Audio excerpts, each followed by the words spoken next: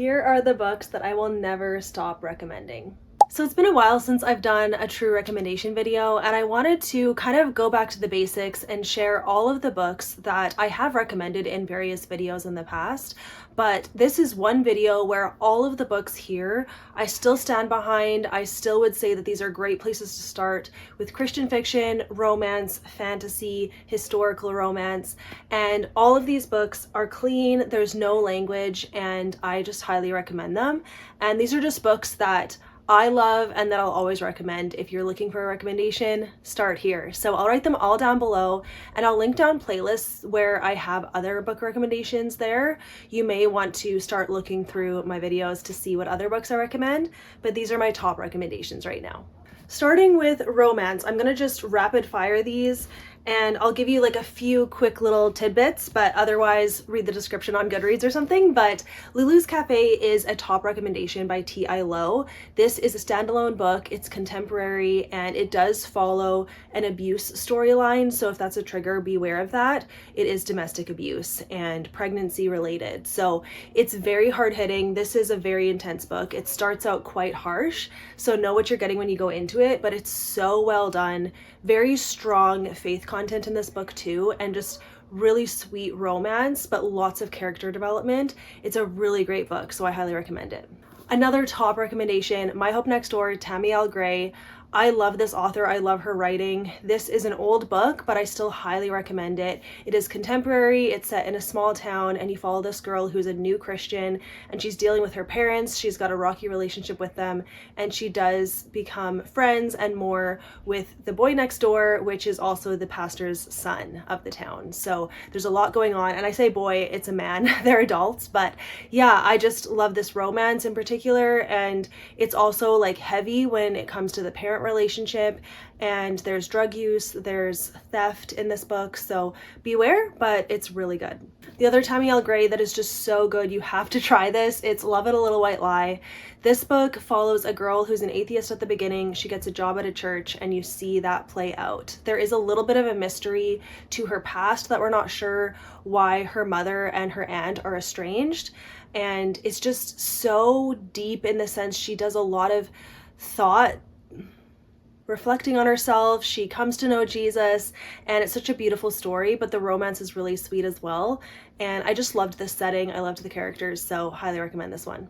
Then there was You by Kara Isaac. This is also contemporary, and it's set in Australia, which is fun, and you follow this girl who gets a job at a mega church, and she is definitely not sure about these mega churches. She has been burned by church in the past, but she ends up becoming friends and more with, again, the pastor's son, and it's just such a fun story. But there is a little bit of a backstory to the pastor's son that adds a deeper element, and I just really loved watching their relationship play out. It's very funny, there's lots of humor, so highly recommend this one. This one is so special. My Foolish Heart by Susan May Warren. Highly recommend this one. It is about a person. This woman has agoraphobia. She was in a car accident where her dad, she has really severe anxiety. There is a new guy that moves in next door to her, and he is actually missing a leg. And so they each have disabilities of their own that they have to work through, and they become friends. And it was just a really deep story of God's redemption in our lives and how he doesn't leave us where we are, and how there's always more to your story. It doesn't end with pain. So I really loved that. It's definitely very deep, and you do see panic attacks on page, so beware of that, but it's really, really good. Then Becky Wade. I used to love Becky Wade. She doesn't publish as often now, but Stay With Me is probably my favorite book by her. It's a hard pick because I do love so many of her books, but this one just means so much to me because of when I read it. So my memories and my nostalgia are pretty high with this one. But you follow this group of characters that were in an earthquake, and each book follows a different character that was in that earthquake.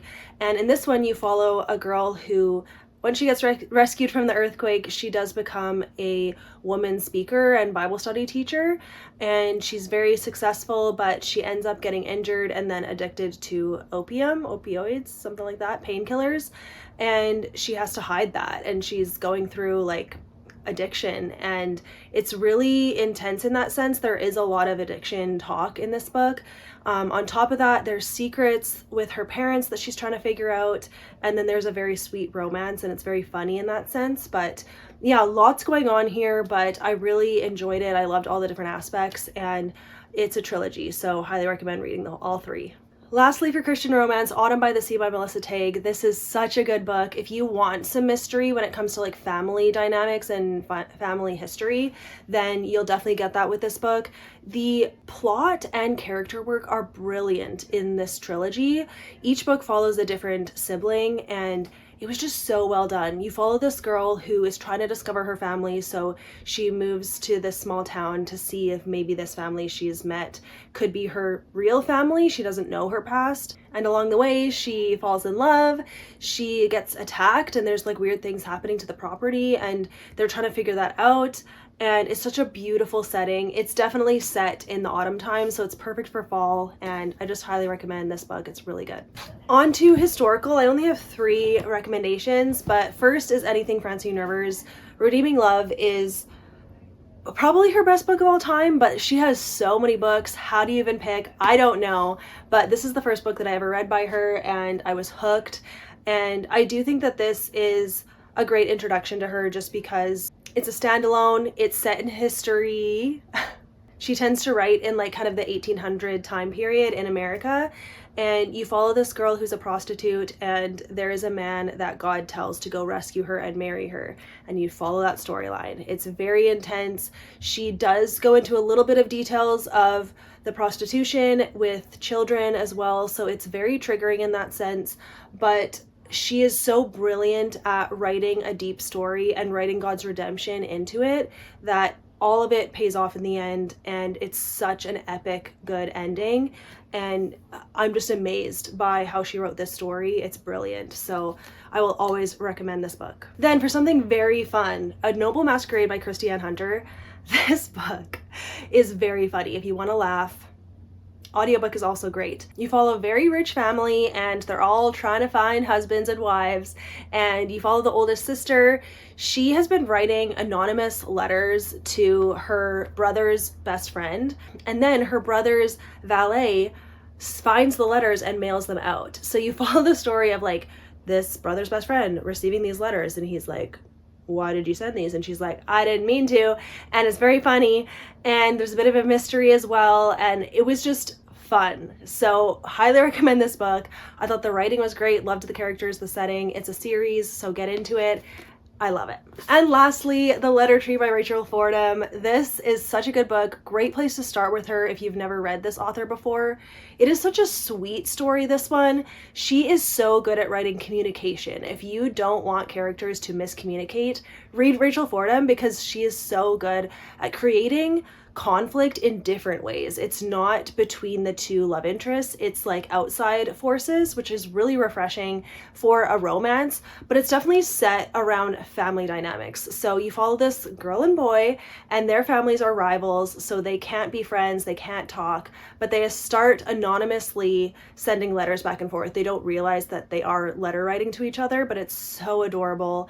It has a bit of Romeo and Juliet vibes without the tragedy, and it's just a very sweet story, a bit of a mystery there of why the families are rivals, and a really solid ending. So highly recommend this one. Okay, romantic suspense, you guys. I'll talk about this one first. Submerged by Dani Pettrey. This was my first ever romantic suspense series that I read, and I was hooked. I loved her writing style. I loved the characters. The mystery was intense. Like, I just never read it before. I don't know how it holds up because I haven't read these books in a very long time, but it does stand out to me as a great place to start with romantic suspense, just because it's not cheesy. It's as realistic as you can be in these kind of times, but it's set in Alaska, where you follow this search and rescue family group. So a bunch of siblings are part of the search and rescue in Alaska, and you follow this girl who is in a plane crash where she actually... yeah, her aunt, well, okay, wait a second. Her aunt is in a plane crash and dies. And then the girl's going to like deal with her aunt's stuff, and it looks like it wasn't an accident, the plane crash. So you try to figure out like who was trying to kill her aunt. And then she has a romance with one of the search and rescue guys, and it's very sweet. They're childhood friends to lovers, so she used to live there, but she moved away. So it was just a fun story. It was really interesting the whole time. Loved the group dynamics, and it's a full, I think it's a 6-book series, so I loved all of the books. I'd highly recommend. I think the lowest rating I gave was 4 stars, so it's good. But my latest love is Lynn H. Blackburn, and I have loved so many of her books. Not every single one, but this one in particular I really loved. Unknown Threat. This was my first book by her as well, and it hooked me. I love her writing style. I love the way she writes group dynamics. The banter is so fun, and I will say the mysteries are very unrealistic, and the action can sometimes become cheesy in my opinion, but the characters and like the romance and the dynamics makes up for it. That's what I love about her books. I said it, like, I don't know what else to say. You may not agree with me, but yeah, I don't read these books for the mystery. I read them for the characters and their relationships, and the faith content is great in these books too, so highly recommend. A very great trilogy that I think all Christians should try to read is the If I Run trilogy. This is so fast-paced, it's very fun. I think it would appeal to men and women just because of how what it's following. It's just like unique and different because you follow this girl who's on the run from the police because she knows that she's innocent in a crime, but she also knows that she's being framed for it, and she's going to try to prove her innocence, but she has to run from the police to do it. So you follow that, and then you also follow the private investigator that is sent out to find her, and it's just so interesting and engaging the whole time. And then you also get to see the growth of their faith and just their inner selves, and then you also see them like become friends and more. So it's a trilogy, very fast paced. It picks up right where the other books leave off, so it's just like a bang bang. You can get a full story, and highly recommend this one. Lastly, for romantic suspense, Dangerous Beauty by Melissa Coslin. I love her writing style. It's very unique. I've never read anything else like her, so I'd honestly recommend any of her books, but this one I think is the most accessible. It is quite intense though, and she does tackle very intense topics in her books, so beware of that, but I think she writes them so well. They're very character focused, which is also what I love. But in this one, you follow a girl who's been human trafficked from Mexico to the US, and you follow a man who saves her out of that, and they have to get married for her to be able to stay in the US legally. So that's what they do, and then you follow that and him trying to protect her and kind of them getting to know each other. She only knows Spanish, so she's trying to learn English, and it was just all so fascinating. It felt, yeah, unrealistic, but just like very entertaining, I guess. Loved the faith content, loved the plot progression, and I didn't see the twist at the end coming, so there was a bit of a twistiness as well that if you don't read into it, you will have no idea it's coming, and I was like jaw on the floor, and it's a great standalone, so I highly recommend. Okay, 3 one-off books that I just want to recommend because I love them. First up, The One with the Kiss Cam by Cindy Steele. Cindy Steele is my favorite clean rom-com indie published author, and I think she's good enough to be traditionally published, but maybe she's just not going that way. But her character work is so good. I feel like I know her characters, and she makes them so unique.